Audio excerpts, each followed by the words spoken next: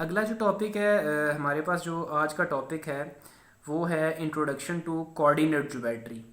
Coordinate या ordinate क्या होता है? कोऑर्डिनेट बेसिकली ग्राफ अगर आप प्लॉट करें तो उसमें आप एक पॉइंट ले लें। ये पॉइंट ओरिजिन से कितना दूर है, मतलब ये इसका एक्स है, ये इसका वाई एक्सिस है। एक्स एक्सिस से ये पॉइंट कितने डिस्टेंस पे है? फर्स्ट करें ये 2 यूनिट पे है, और वाई एक्सिस से भी ये पॉइंट 3 यूनिट पे है। तो मैं लिखूंगा ये पॉइंट अगर मेरे पास क्यू है तो मैं इसके कोऑर्डिनेट्स लिखूंगा। ये अब इसके कोऑर्डिनेट्स लिख रहा हूँ, मैं लिख रहा हूँ 2x, यानी x से 2 यूनिट्स दूर है और y से 3 यूनिट्स दूर है। ऐसे इसके कोऑर्डिनेट्स लिख दिए। आज जो डिस्कशन करने वाली चीज़ है वो बड़ा ही इंपॉर्टेंट फार्मूला है जो आगे यूज़ होगा। सबसे पहले मैं आपको इस पॉइंट की इसके एप्लीकेशन बता दूं कि इससे हम फाइंड क्या कर सकते हैं। अगर हमारे पास ग्राफ में 2 पॉइंट्स दिए हुए हों तो हम उनके दरमियान का डिस्टेंस बेसिकली निकाल सकते हैं कि उन 2 पॉइंट्स के दरमियान डिस्टेंस कितना है। इस फार्मूले की डेरिवेशन देख लेते हैं। ये पेपर पॉइंट ऑफ व्यू से इंपॉर्टेंट है, पेपर में आ जाती है कभी कभी।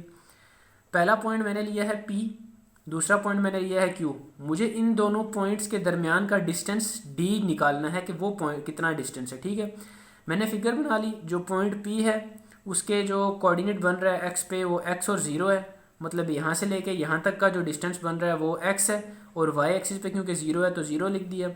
और उसके बाद जो Q पॉइंट बन रहा है वो एक्सिस से कितना दूर है? यहाँ पर x2 है, यहाँ पर x1, यहाँ पर है x2। अब मैंने इन पॉइंट्स को डिफाइन करना है। पॉइंट P y से दूर है y1, और जो पॉइंट Q है वो y से कितना दूर है? y2। ये y2 दूर है। तो पहले मैं पॉइंट P की तरफ आता हूँ। पॉइंट P का x कोऑर्डिनेट क्या बन रहा है? x1 लिख दिया। पॉइंट P का y कोऑर्डिनेट क्या बन रहा है? y1 लिख दिया। Q का x कोऑर्डिनेट क्या बन रहा है? x2 लिख दिया। y का x कोऑर्डिनेट बन रहा है y2, ये जो y2 बन रहा है तो y2 लिख दिया। अब मैं एक ट्राइंगल बनाता हूँ। इस पॉइंट से मैं ये लाइन नीचे खींच के ले जाता हूँ, ठीक है, और ये इस तरह से बना देता हूँ, एक ट्राइंगल बना देता हूँ। अब इस ट्राइंगल के ज़रिए से हम डिस्टेंस निकालेंगे। यहाँ तक फिगर सारी क्लियर है। पॉइंट P Q उनके कोऑर्डिनेट्स मार्क कर दिए, यहाँ पर कोऑर्डिनेट्स लिख दिए। कोऑर्डिनेट्स लिखने के बाद Q पॉइंट को फुल नीचे एक्सटेंड करके ले आया यहाँ पर, और जो P पॉइंट है उसको यहाँ से एक्सटेंड कर दिया यहाँ पर। तो हमारे पास एक ये मेरे पास एक ट्राइंगल बन गया है। अब इस ट्राइंगल को कंसिडर करना है। Consider the right angle triangle PNQ triangle को कंसिडर करें। इस ट्राइंगल में आपके पास जो P पॉइंट है वो उसके कोऑर्डिनेट्स हैं x1 y1, Q के कोऑर्डिनेट्स हैं x2 y2, और N पॉइंट्स के कोऑर्डिनेट हैं x2 y1। जो N पॉइंट है हमारे पास ये है N point x2। N point को नीचे एक्सटेंड करें तो कौन सा कोऑर्डिनेट आ रहा है? x2, तो मतलब इसका x कोऑर्डिनेट x2 है। इसको y एक्सिस पे एक्सटेंड करें, पीछे क्या बन रहा है? y1, तो इसका y कोऑर्डिनेट है y1। अब इस पे अप्लाई कर देना है पाइथागोरस थ्योरम। अब इस पे अप्लाई करेंगे तो हमारे पास बेसिकली ये ट्राइंगल बन रहा है। ये बन रहा है PQN, राइट एंगल ट्राइंगल बन रहा है। पाइथागोरस थ्योरम होता है हाइपोटेन्यूज का square is equal to perpendicular axis का स्क्वायर प्लस बेस का स्क्वायर। दोनों साइडों पे स्क्वायर रूट ले लेंगे, ये स्क्वायर इससे कट जाएगा तो हमारे पास सिंपल आ जाएगा हाइपोटेन्यूज है परपेंडिकुलर का स्क्वायर प्लस बेस का स्क्वायर।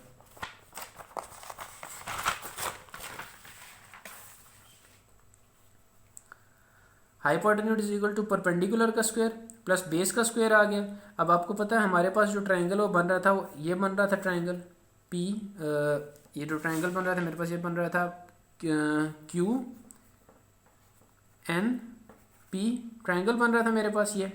अब इसका हाइपोटेन्यूज मेरे पास क्या था? डिस्टेंस D, ये वाला जो 2 पॉइंट्स के दरमियान डिस्टेंस था ये डिस्टेंस बन रहा था। जो परपेंडिकुलर वो मेरे पास बन रहा है Q और N मेरे पास बन रहा है परपेंडिकुलर। Q पॉइंट के कोऑर्डिनेट्स थे मेरे पास x2 y1, और N पॉइंट्स के कोऑर्डिनेट्स थे x2 y2। ये डिस्टेंस निकाल लिए। Q और N के दरमियान का डिस्टेंस कितना है वो मैं माइनस कर दूंगा N के पॉइंट्स माइनस Q के पॉइंट्स। जो दूसरा वाला अल्फ़ाबेट होता है उसके पॉइंट्स पहले लिखते हैं। x2 y2 minus x2 y1, x2 में से x2 निकाल दिया और y2 में से y1 निकाल दिया, तो x2 और x1 ये तो मेरे पास कंप्लीट जीरो बन गया। टोटल जो मेरे पास चीज़ बच गई वो बन गई y2 माइनस y1, या mod of y2 minus y1, ये इसका मैग्नीट्यूड। उसके बाद हम आते हैं बेस की तरफ। हमें 3 चीज़ें रिक्वायर्ड थी इस ट्राइंगल में।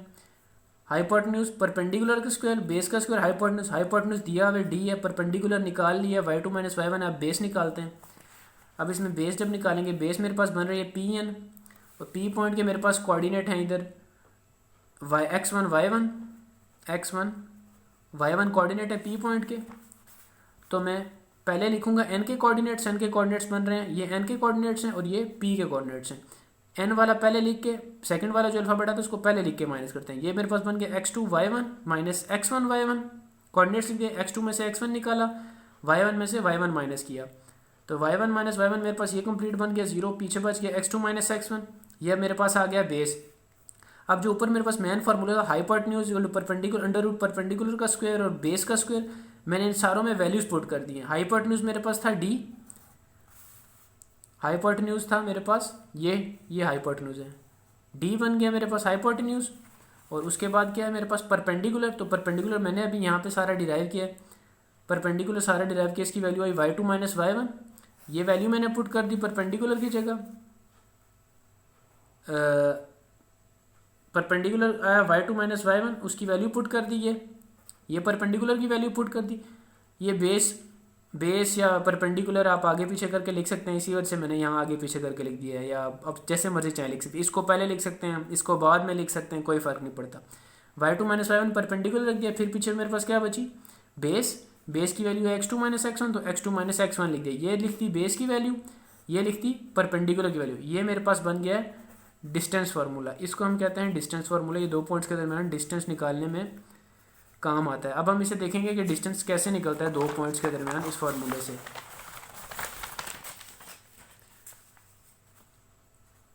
ये मेरे पास एग्जांपल है, मुझे डिस्टेंस निकालना है दो पॉइंट्स के दरमियान P और Q के दरमियान डिस्टेंस मुझे निकालना है, ठीक है। और यहाँ पर मेरे पास जो P पॉइंट है वो है मेरे पास x1 और जो 2 है ये मेरे पास y1। इसी तरह जो सेकंड पॉइंट है, पहले पॉइंट के कोऑर्डिनेट्स मैंने लिख दिए x1 क्योंकि पहला पॉइंट है और y1 क्योंकि पहला पॉइंट है। ये मेरे पास सेकंड पॉइंट है, सेकंड के कोऑर्डिनेट्स लिख दिए x2 क्योंकि सेकंड पॉइंट है, और दूसरा पॉइंट y2 लिख दिया।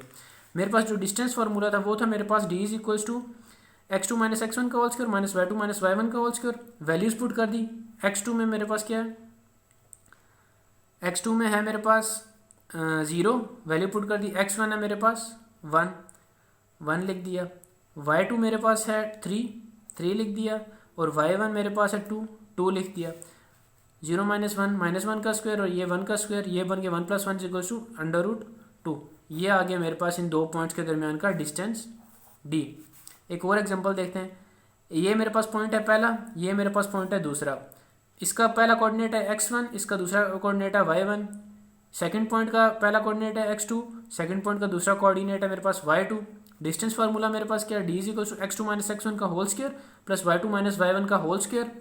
x2 मेरे पास क्या है यहाँ पर 3 लिख दिया x2 की जगह, x1 मेरे पास क्या है -1 लिख दिया, ये फार्मूले का माइनस ये आ गया माइनस, और x1 की वैल्यू डाल दी -1 प्लस y2 मेरे पास क्या है 2 -2 लिख दिया y2, y1 मेरे पास क्या है 3 लिख दिया। इनको सॉल्व करेंगे तो ये मेरे पास बन जाएगा 4 का स्क्वायर प्लस -2 -3 -5 का स्क्वायर, ये बन जाएगा 16 + 25, और ये बन जाएगा अंडर रूट 41। ये आ गया मेरे पास distance between points S and R।